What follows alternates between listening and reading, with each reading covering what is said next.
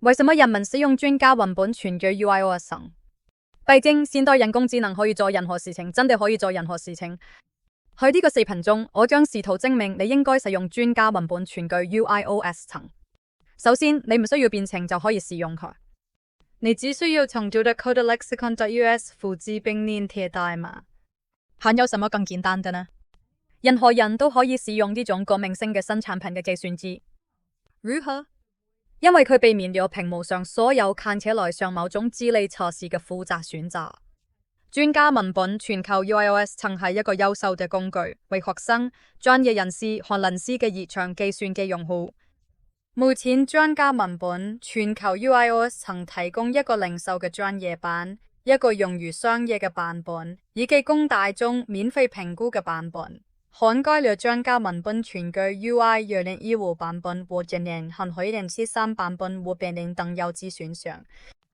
專家文本全句 UIOS 層係一個操作系統 UI， 一個數據庫，一個 AI 專家系統。它提供咗對存儲在本地互聯網為運中嘅數千個網頁、應用程序和文檔嘅單機或項目訪問。它為學生和專業人士節省了數小時嘅時間。例如只去單機或項目，您就可以打開多個網頁，打開 YouTube 視頻，使用完整地址或坐標打開 Google 地圖，視線常見或相關嘅 Google 搜索，打開本地應用程序，打開本地或遠程圖形，打開本地或遠程文檔，立即打開文件夾，而無需搜索貼文，播放本地或遠程音頻和視頻。這一切都係使用您自己嘅可編輯姿勢可完成嘅。例如，你可以添加重要嘅網址和文本。因此，當你使用 Copilot、ChatGPT 和 DeepSeek 等人工智能時，你可以建立你嘅知識庫。